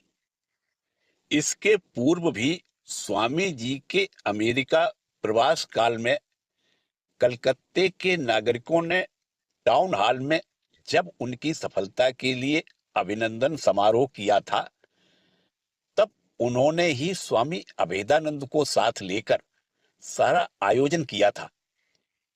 इनकी पारस्परिक प्रीति के और भी उदाहरण उपलब्ध हैं। योगानंद का स्वास्थ्य अच्छा नहीं था, अतः अमेरिका से स्वामी जी बहुधा उनका समाचार पूछा करते थे और उनके बीमार रहने पर दुख एवं चिंता प्रकट किया करते थे। भारत लौटने के बाद 1897 ईस्वी मई में जब स्वामी जी अल्मोड़ा गए तो योगानंद को साथ ले गए और 20 मई को स्वामी ब्रह्मानंद को लिख भेजा, योगेन कुशल से है। परंतु योगानंद को अल्मोड़ा सहन नहीं हुआ और वे वहां 2 ही महीने रहकर 9 जुलाई को निकल पड़े। स्वामी जी ने दुख प्रकट करते हुए लिखा, योगेन भाई के लिए मैंने बहुत प्रयास किया, परंतु थोड़ा आराम होते ही वह देश को लौट गया। कलकत्ता लौटकर वे शीघ्र ही पुनः बीमार पड़ गए। कष्ट क्रमशः बढ़ता जा रहा था। समाचार पाकर स्वामी जी ने पत्र में निर्देश दिया, योगेन की चिकित्सा में कोई ढिलाई न हो, मूल तोड़कर भी पैसे खर्च करना। योगानंद ने अपने जीवन के अंतिम कुछ वर्ष भग्न स्वास्थ्य लेकर ही बिताए थे। पेट का रोग होने के कारण झोल भात लेते थे। शारीरिक परिश्रम करने की क्षमता उनमें बिल्कुल नहीं रही, पर इसके बावजूद ठाकुर के कार्य में उनका अदम्य उत्साह और उद्यम देखते ही बनता था। 1895 ईस्वी में उन्हीं की प्रेरणा, उद्यम एवं उद्योग से दक्षिणेश्वर में बड़ी धूमधाम के साथ ठाकुर का जन्मोत्सव मनाया गया। तत्पश्चात 1897 ईस्वी तक प्रतिवर्ष वे वहां पर उत्सव का आयोजन करते रहे। उन दिनों वे अधिकांश बलराम मंदिर में रहा करते और उत्तरी कलकत्ता के अनेक लोगों के साथ उनका घनिष्ठ संपर्क था। उनके आकर्षण से अहीरी टोला के अनेक स्वयंसेवक उत्सव में भाग लेकर सारे कार्य सुसंपन्न करते थे। 1898 ईस्वी में दक्षिणेश्वर मंदिर के व्यवस्थापकों के साथ किसी विषय पर मतभेद हो जाने के कारण उस वर्ष वहां पर उत्सव करना संभव नहीं हो सका। परंतु योगानंद पीछे हटने वाले नहीं थे। उन्होंने बेलुड़ के ही दा परिवार के मंदिर में विराट उत्सव कराया। अस्वस्थता के कारण वे स्वयं इस उत्सव में भाग नहीं ले सके। यही उनके लिए अंतिम उत्सव था, क्योंकि आगामी उत्सव के पूर्व ही अग्रहायण मास में उन्होंने माता जी के पोसपाड़ा लेन के आवास में अंतिम रोग शैया ग्रहण की। अंतिम बीमारी के समय अनेक लोग उनकी सेवा किया करते थे। जब उनके दांतों से रक्त निकलकर मुंह भर जाता तो उसे थूकने के लिए मुंह के पास एक पात्र पकड़ना पड़ता था। मुंह बंद रहने के कारण उस समय वे बोल नहीं पाते थे, इशारा मात्र करते थे। कभी कभी इशारा समझ न पाने के कारण सेवक पात्र नहीं लाता था। इस पर रोगी का नाराज होना स्वाभाविक है। एक दिन एक युवक भक्त सेवा करते समय उनका संकेत समझ नहीं पाया। योगीन महाराज ने उसे कुछ डांटा, पर दूसरे ही क्षण वे सब कुछ भूलकर युवक से बोले, मुझे माफ करो। नाराज तो सभी हुआ करते हैं, पर केवल महापुरुष ही इस प्रकार क्रोध का अतिक्रमण कर देवत्व प्रकट कर सकते हैं। अंतिम बीमारी के समय महाराज के माता पिता उनकी शैया के निकट आए, पर देखा कि वे समस्त मायक बंधनों से अतीत हैं। उन्होंने उन लोगों से कहा, मैं आशीर्वाद देता हूं कि आप लोगों को भक्ति लाभ हो।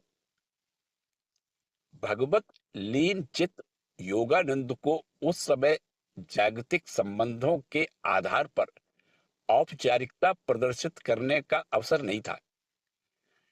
योगीन महाराज का स्वास्थ्य क्रमशः बिगड़ता देखकर स्वामी जी के मन में जो तीव्र व्यथा हुई, उसका वर्णन कर पाना संभव नहीं।